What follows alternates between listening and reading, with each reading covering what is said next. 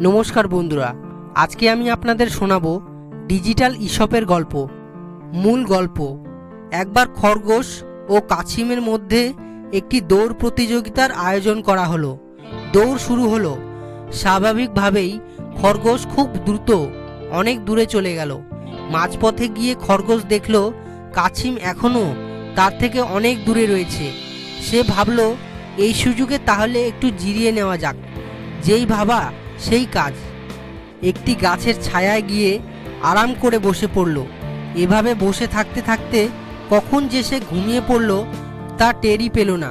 ঘুম থেকে উঠে খরগোশ প্রাণপণে দৌড়ানো শুরু করলো, কিন্তু ততক্ষণে কাছিম একেবারে গন্তব্যের কাছাকাছি পৌঁছে গেছে। ফলে খরগোশ আর প্রতিযোগিতায় জিততে পারল না।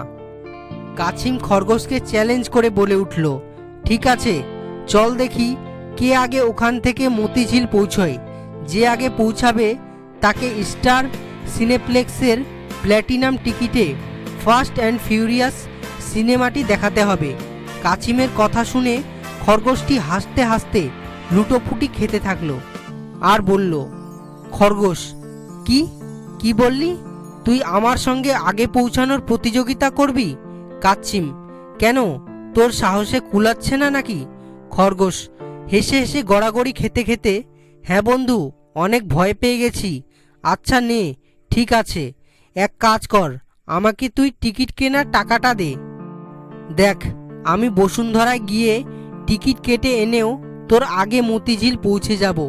কাছিম, এখনই টিকিট কিনতে হবে না, আগে প্রতিযোগিতায় জিতে দেখা। তোর আলসেমির ইতিহাস সকলেরই জানা আছে, বুঝলি? খরগোশ একটু সিরিয়াস হয়ে, কি বললি? আচ্ছা নে, চল, এখন থেকে প্রতিযোগিতা শুরু হচ্ছে। দেখি কে আগে মতিঝিলের শাপলা চত্বরের শাপলা ফুলটার নিচে গিয়ে দাঁড়াতে পারে। কাছিম, চল। কফি শপ থেকে বের হতে হতে খরগোশটি তার স্মার্টফোনের মাধ্যমে ওপারে কল করে একটি প্রিমিয়াম কোয়ালিটির এয়ার কন্ডিশন যুক্ত কার ডাকলো। ভাড়া দেখালো 30 টাকা।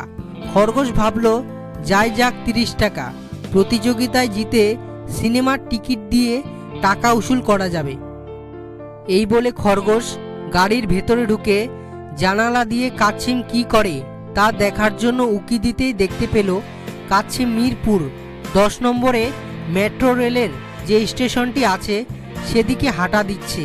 কাছিম ট্রেনে চড়ে মতিঝিল যাওয়ার জন্য রওনা দিচ্ছে দেখে খরগোশ আবারও হো হো করে হেসে উঠল। গাড়ির জানালা খুলে কাছিমকে বলে উঠল, ওহে ধীরগতির বোকা কাছিম, ট্রেনের অপেক্ষায় থাকতে থাকতে আজ এখানেই রাতটা পার করে দিস না। পারলে টিকিটটা কেটে নিয়ে রাখ, তাতে তোর কাজটা এগোবে। বলেই সে মুখ দিয়ে শব্দ করে উঠল, কু, ঝিকঝিক ঝিকঝিক ঝিকঝিক ঝিকঝিক।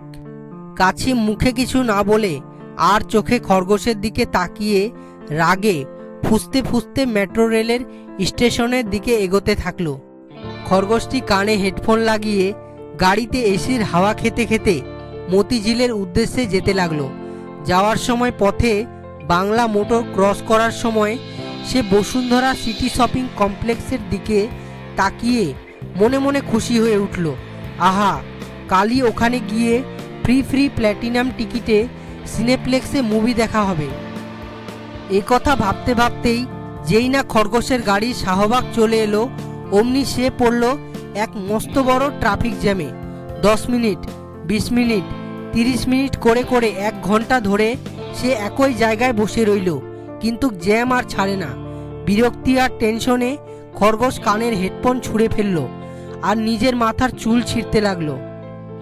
এমন সময় খরগোশ দেখতে পেল তার মাথার উপর দিয়ে কু ঝিকঝিক শব্দ করতে করতে মেট্রো রেল চলে যাচ্ছে। ভালো করে তাকাতেই দেখতে পেল ট্রেনের একটি কামরায় জানালার পাশে কাছিমকে দেখা যাচ্ছে।